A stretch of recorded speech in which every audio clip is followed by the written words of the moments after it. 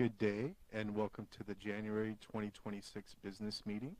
Today's conference is being recorded. At this time, I would like to turn the conference over to Chair Rochelle Garza. Please go ahead. Good morning, everyone. We're going to go ahead and get started. This business meeting of the United States Commission on Civil Rights comes to order at 10:08 a.m. Eastern Time on Friday, January 16, 2026. This meeting is taking place via telephone conference. I'm the chair of the commission, Rochelle Garza, and since we are all attending by phone, I'd like to start with a roll call. So please confirm your presence when I say your name. Vice Chair Nurse? Here. Commissioner Adams? Here. Commissioner Gilchrist? I'm present. Commissioner Jones? Present. Commissioner Kirsanow? Happy New Year. Happy New Year. Commissioner McIntyre? Happy New Year. Both of those are present, so we have a quorum. Thank you for that. Is the court reporter present? And if they cannot come on off of mute, I can verify that they are present. Good morning, I'm present. Wonderful.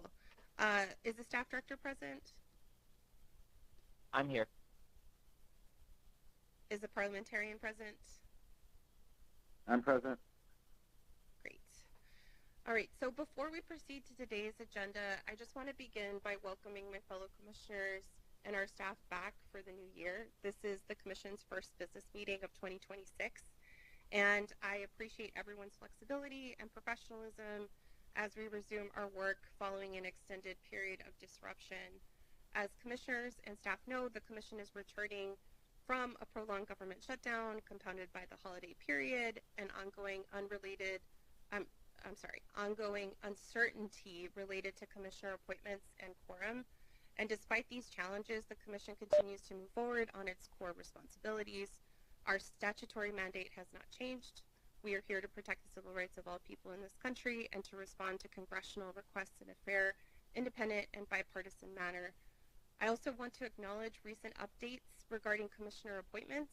The Commission has received communications from the White House and from Congress concerning the reappointment of several commissioners to new 6-year terms. On November 25th of 2025, the White House informed the Commission that the President reappointed Commissioner Christian Adams of Virginia to serve as a member of the U.S. Commission on Civil Rights for a term expiring on December 5th of 2031, and Commissioner Stephen Gilchrist of South Carolina to serve as a member of the Commission for a term expiring on November 29, 2031. In addition, on December 15th of 2025, we received an announcement in the congressional record. The Speaker of the House reappointed Commissioner Peter N. Kirsanow of Ohio to serve for a term expiring on December 15, 2031.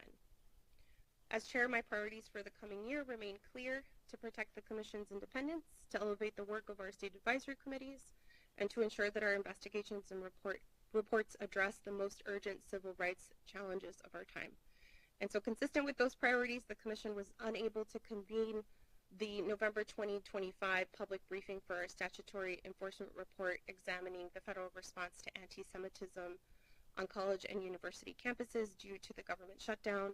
But since that time, the Commissioners conducted a notational vote and unanimously agreed to hold the public briefing on February 19, 2026, followed by a public listening session on February 20th, 2026. This work directly responds to the bipartisan congressional requests and remains one of the Commission's highest priorities. The Commission is also finalizing a report on language access at a moment when national policy developments raise serious concerns about millions of Americans' access to government services, and we expect to bring that report to the Commission for final review and vote in February. In addition, the Commission has unanimously voted to support an investigation into mental health in the juvenile justice system, a system that disproportionately impacts children of color and other vulnerable youth.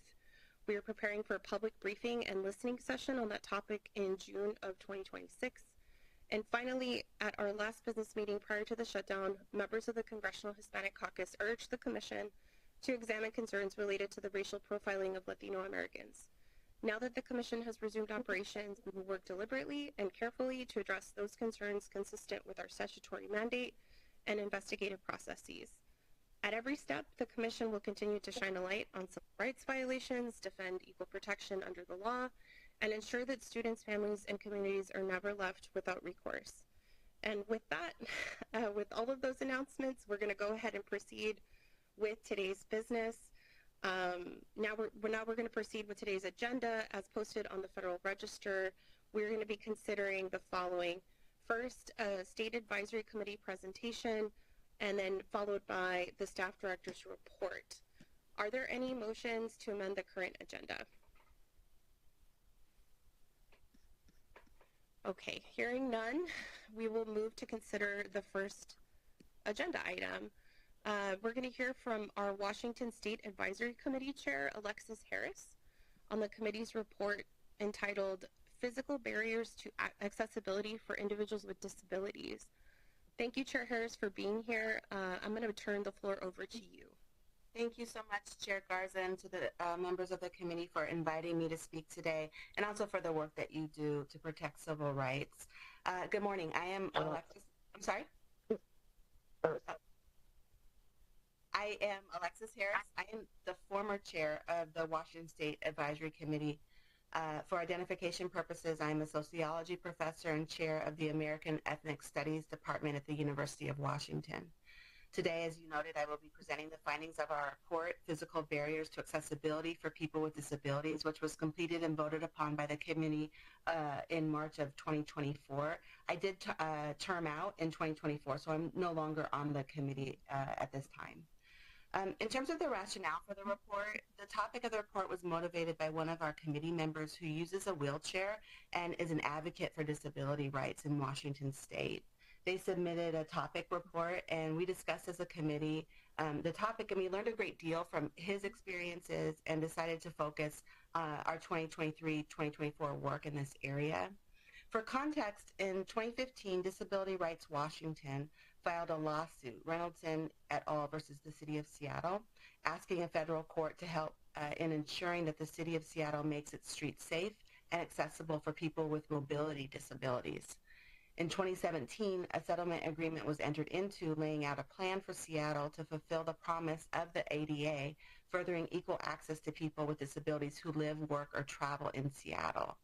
There were two key settlement pieces. One required the city to build or fix 1,250 curb ramps each year for the next 18 years. That's 22,500 curb ramps total. These are often called cutouts. So if you're walking on a sidewalk and you need to cross the street, the cutout provides access for someone who's using some type of device with wheels to get into the street, cross the street, and then get back up on that ramp to the sidewalk safely.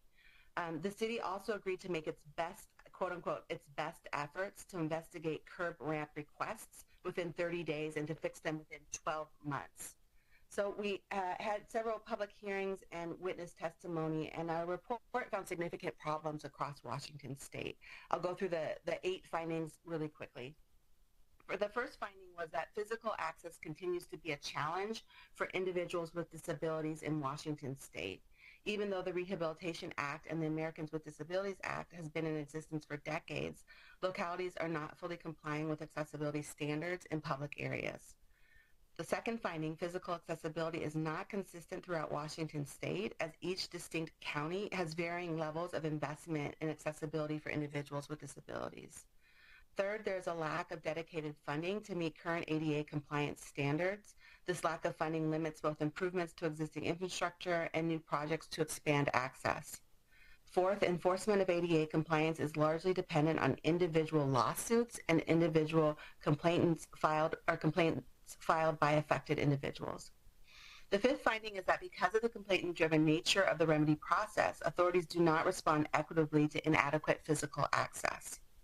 6, multiple federal and state agencies issue regulations, provide technical assistance, and enforce different sections of the ADA. And this siloed enforcement system, it leads to confusion as to which agency is responsible for enforcing compliance and where complaints should be filed. 7, public knowledge is very limited regarding ADA mandates and requirements. In addition, many professionals are responsible for compliance work. They actually lack appropriate training, resulting in continued confusion and inadequate compliance. And then finally, policymakers who emphasize community engagement are more likely to ensure equitable physical access in Washington state. So our related recommendations are twofold. The first is that we recommend that the U.S. Commission on Civil Rights recommends earmarked funds specifically for ADA-related projects within the government's operation budget at the state level. The earmarked funds could create specific grants designated for ADA projects for accessibility and making existing public transportation infrastructure ADA compliant.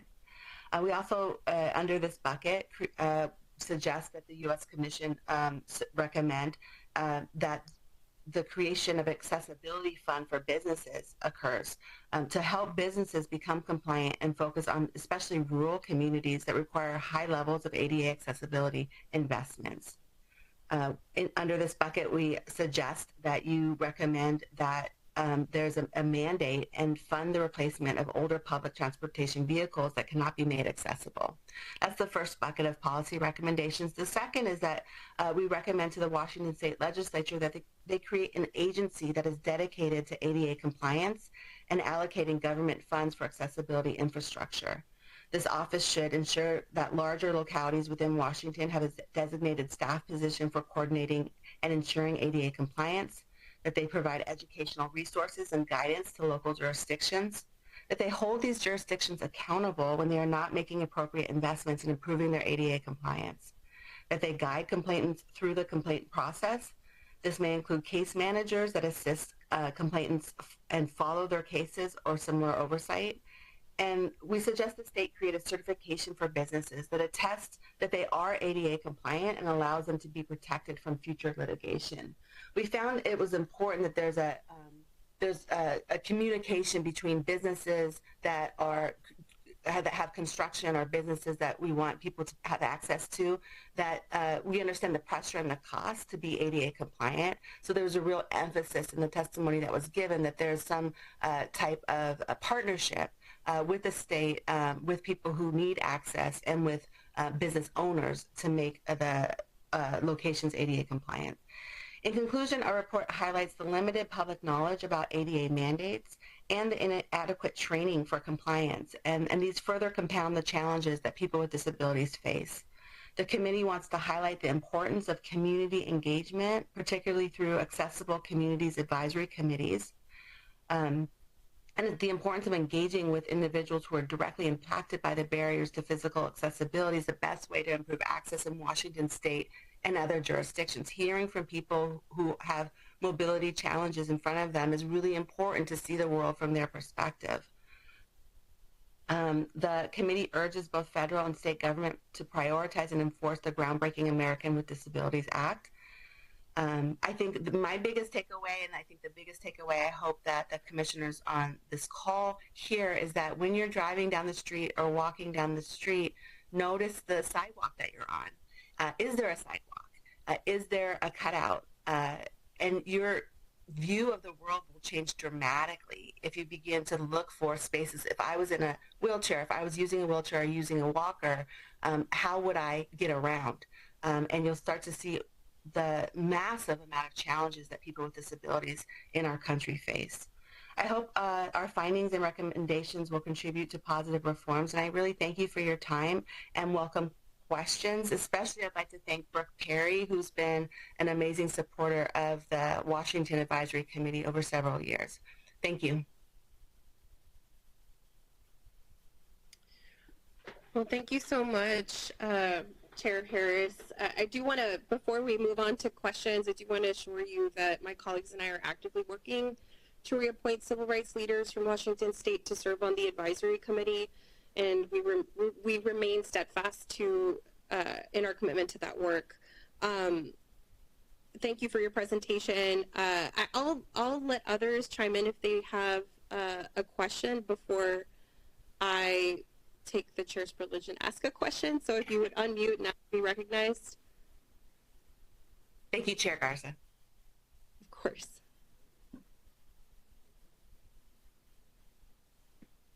This is Glenn, Commissioner Glenn Mupantay. Thank you for the report. Can I just ask,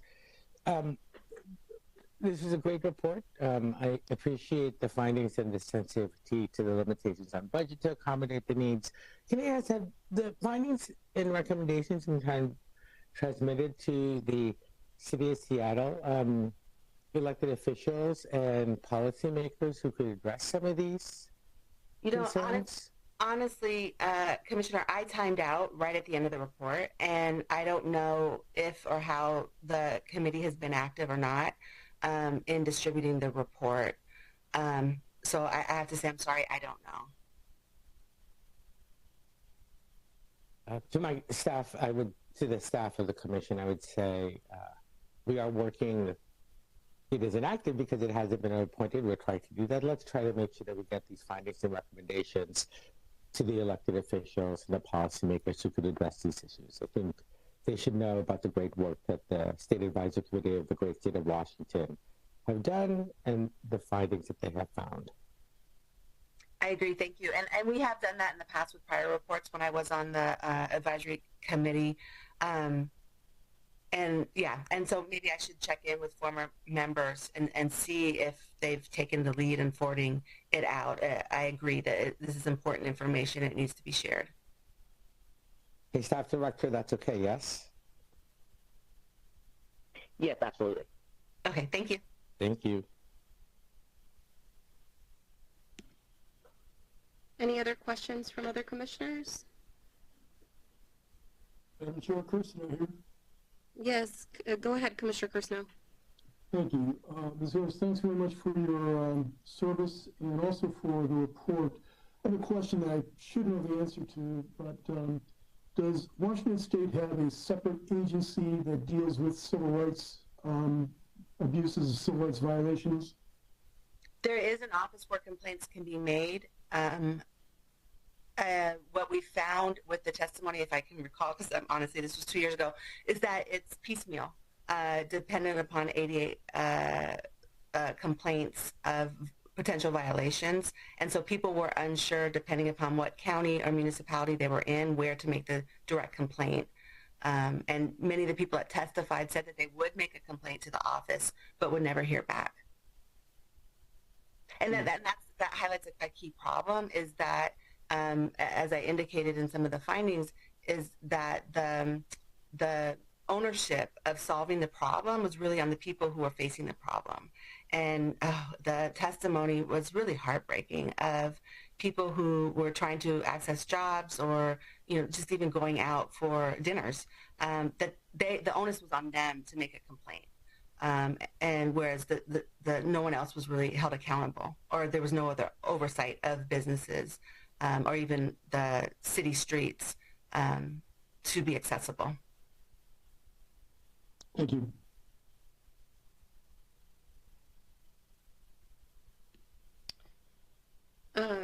Thank you for sharing a little bit of that. I think my fellow commissioners are not aware of this, but my first job out of college, I worked on accessibility issues for my local transportation provider, and it is a huge challenge to get a community up to speed and making sure that you have access for people with disabilities. Those curbside accesses are absolutely critical for anyone in a wheelchair to be able to get anywhere and to traverse the city easily. So I do want to say thank you for this investigation. I think that it's really clear cut in terms of the benefits and the needs to a community that is often underserved, and the onus is on them to push to get the accessibility that they really need. So one of the things I wanted to ask is, did you have any, I know it was some time ago, but did you have any testimony around transportation and maybe some of the challenges there? Because when I was working in that capacity, it was an issue of an 80-20 match. So, there was a percentage that the city had to pay for sidewalk improvements, adding the ADA curbside. and then there was a match from the state government. Was that the structure? Is that the structure in Washington? I don't know the fiscal distribution of helping locations be compliant. I know it's just mandatory when you make new curbs or new areas that they become compliant in Washington. So honestly, I don't know that context. In terms of, did we talk about transportation? Yes, we talked about transportation a lot. And there's this amazing organization, Disability Rights Washington, that did testify and had even a project, particularly in rural areas in Washington state, demonstrating for people just how problematic it is. That's what I can recall. I do not recall that there's any pockets of funding, and that's why one of our recommendations is that there should be special federal funding grants that allow businesses or even jurisdictions that want to improve their sidewalks to apply for those grants from the federal level. So I know that funding is definitely a big barrier for jurisdictions and also businesses to become compliant. Yeah, that makes a lot of sense for updating, right? Versus you're building a new one. Of course, it should be compliant, but the updating is the challenging piece, and that might have been the difference between what I saw versus what you're seeing. And I really like the recommendations that you've made here. I'm excited for us the commission to follow up on them.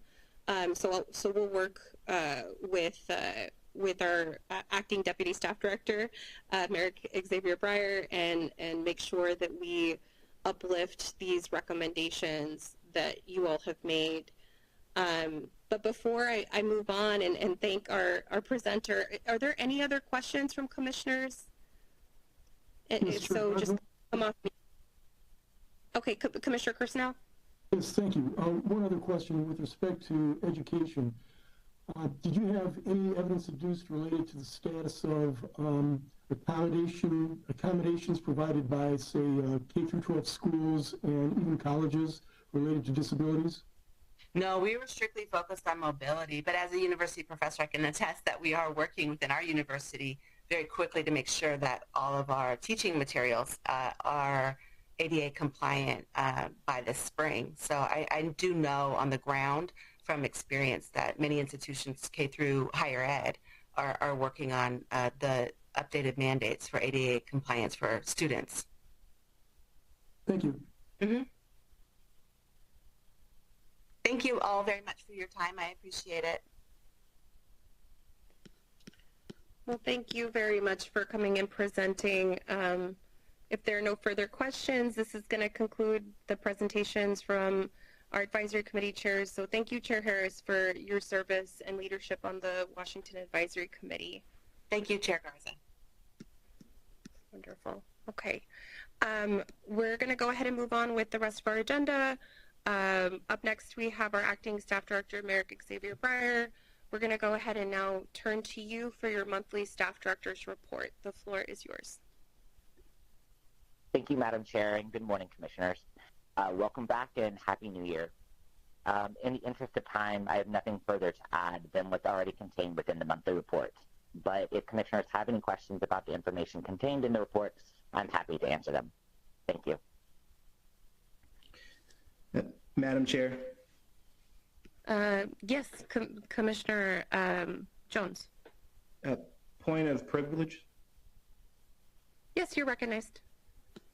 I want to address a very important issue relating to the investigation that Commissioner Kirsnow and I are leading into the scourge of anti-Semitism on America's college and university campuses.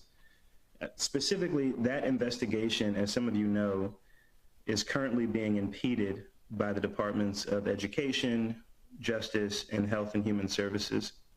And as we approach our briefing and listening session in Washington on February 19th and the 20th, and as we prepare to draft our report on how the federal government and institutions of higher education have responded to claims of anti-Semitism on those campuses, we need the data that the federal government has been maintaining on its enforcement of our nation's civil rights laws.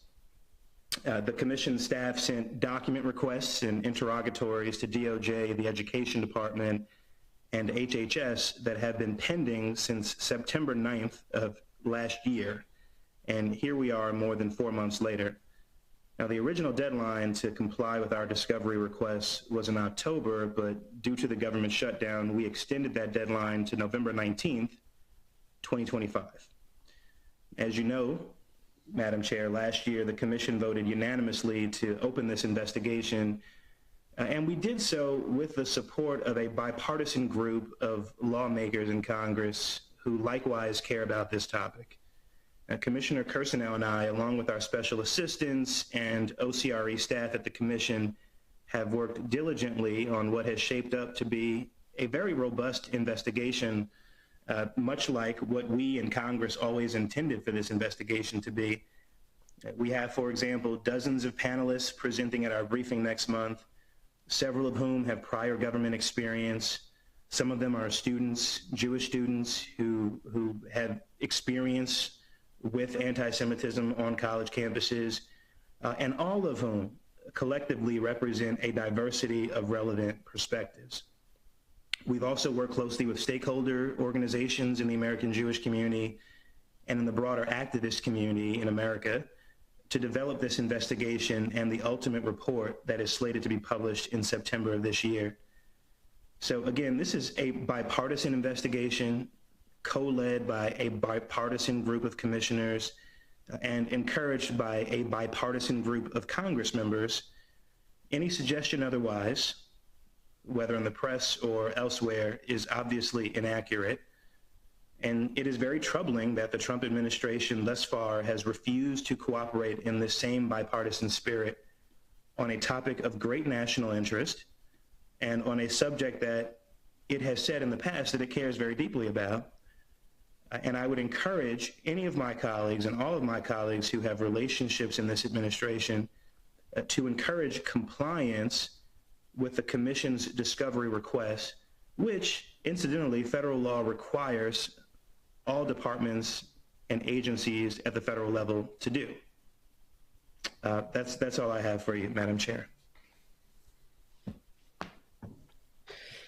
Well, thank you, Commissioner Jones.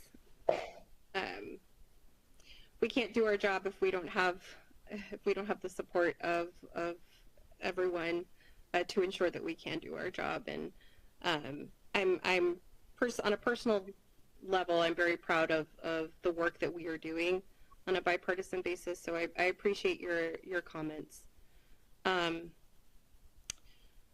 All right.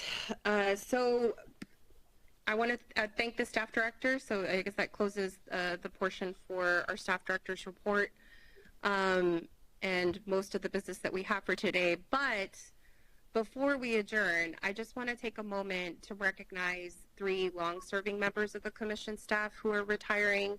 I believe everyone is aware that Pam Dunson, Teresa Adams, and Mark Spencer have announced their retirements from the Commission on Civil Rights. So on behalf of the Commission, I want to congratulate Pam, Teresa, and Mark on their well-deserved retirements.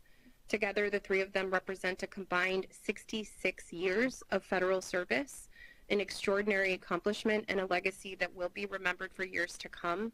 Their dedication and commitment to excellence have left a lasting impact not only on this agency, but on the advancement of civil rights in this country. And so I do want to take a moment to acknowledge each of them. Pam devoted 37 years of service to the Commission. She served in roles ranging from clerk to Chief of Administrative Services and Contracts Division. Pam is a living history for this Commission. To serve this agency for more than half of its existence is a testament to her extraordinary commitment to public service and to civil rights. Throughout her career, Pam wore many hats, supporting the agency through periods of challenge and change, overseeing administrative operations, managing facilities, and leading logistical planning for Commission meetings and events. Her institutional knowledge, leadership, and steady presence were essential to the work accomplished during her tenure and the Commission's overall success. Teresa Adams, she contributed 24 years of federal service, first in the Office of Staff Director and later in the Office of Civil Rights Evaluation as a Civil Rights Assistant. Her unwavering support of civil rights analysts and social scientists played a critical role in the development of many of the Commission's most significant reports. Mark Spencer, he previously served at the Commission from 1993 to 1995 and returned in 2022 to become the first director of the Commission on the Social Status of Black Men and Boys. And under his leadership, the Commission produced 4 annual reports and convened numerous national roundtables. His lifelong commitment to justice, equity, and fairness helped shape policy and improve the lives of Black men and boys across the nation.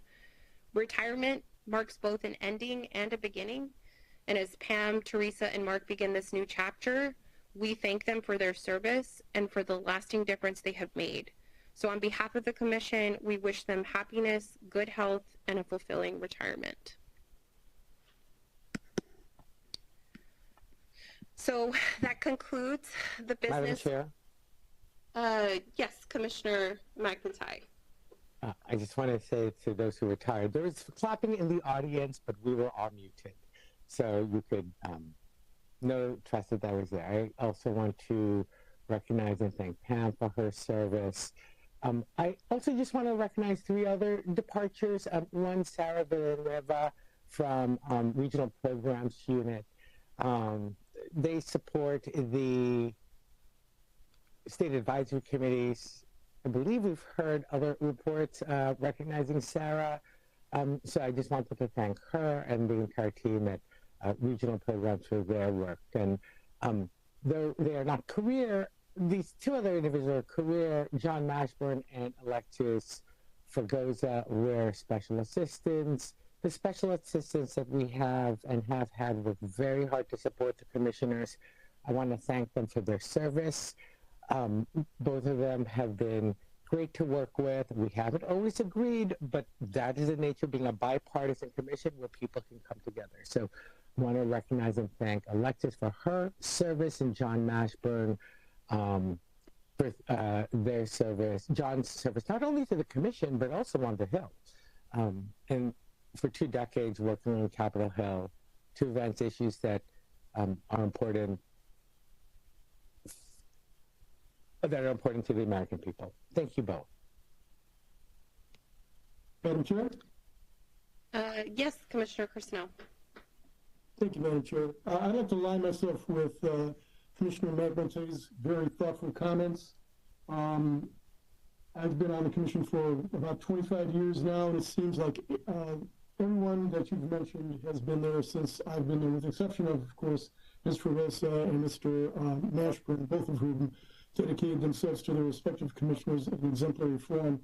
But particular congratulations to Pam Dunstan, who it seems is every time I walked into the commission, she was there. When I think of the Civil Rights Commission, I think of certain individuals as almost exemplifying the commission, and Pam is one of them. Congratulations, Pam.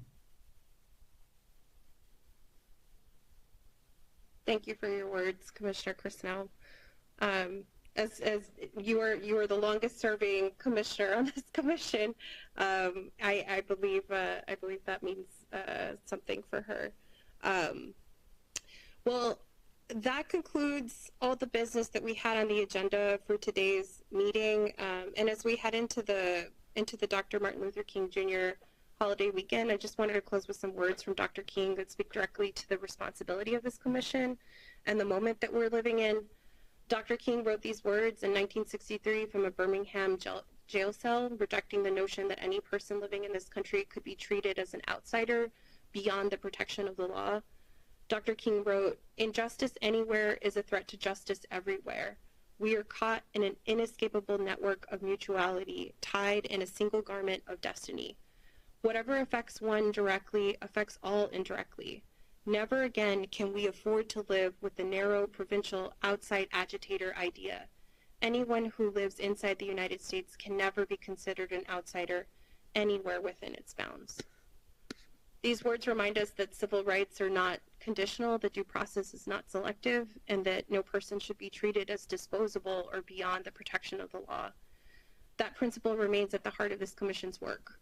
The commission's responsibility to ensure that power, and especially when exercised by the government, is constrained by law, guided by justice, and accountable to the Constitution. That responsibility is as urgent today as it ever has been. And with that, this meeting is adjourned at 10:42 a.m. Eastern Time. Thank you all so much and have a wonderful weekend.